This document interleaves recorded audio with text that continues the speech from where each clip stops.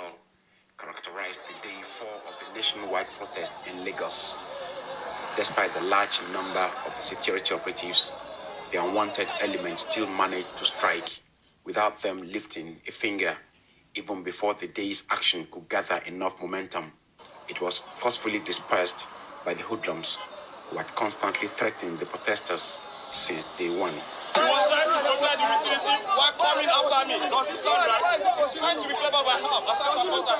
And the policemen were right here looking helplessly. And they're working together with the government agents.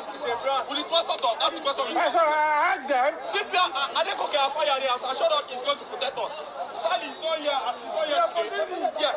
And I have to represent him. Okay, you want to talk about freedom of speech. Should I leave you with them?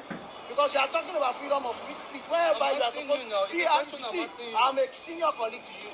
In the situation when your life is at risk, you must use your sense. Exactly. You don't need to know me, but I'm also a senior colleague like you. I have been told to come and protect your interests. Leave the place so that they will not enjoy you. Please now. Okay, stop rolling now. Please now. Stop rolling. That ended the first part of the scene at the well-guarded arena, filled with police and army personnel. And the thugs struck again, this time chasing away the regrouping protesters and warning cameramen against any attempt to capture their actions as confusion reigned.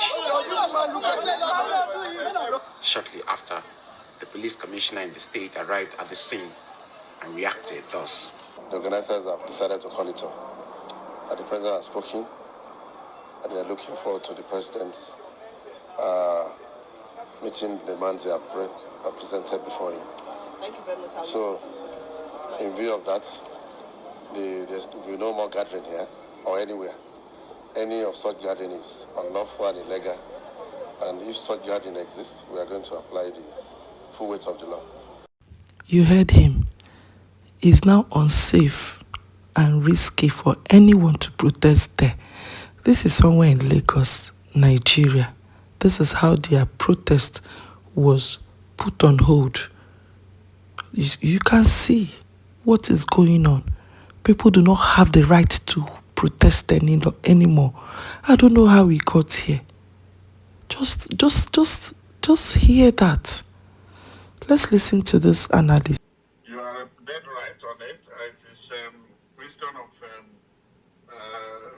governance that is the issue. So Africans, if they want to avoid or prevent this type of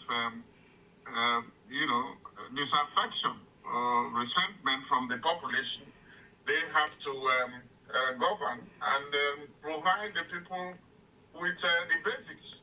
I think you see in Nigeria they say they are hungry and then bad governance. In Kenya is the same thing, and then Ghana that you mentioned, and every other place. And then alienation of the people, and also neglect and insecurity. These are life and the well-being of the people, life, protection of life and property. If government cannot provide that, that is where you have a problem, and then you have the kind of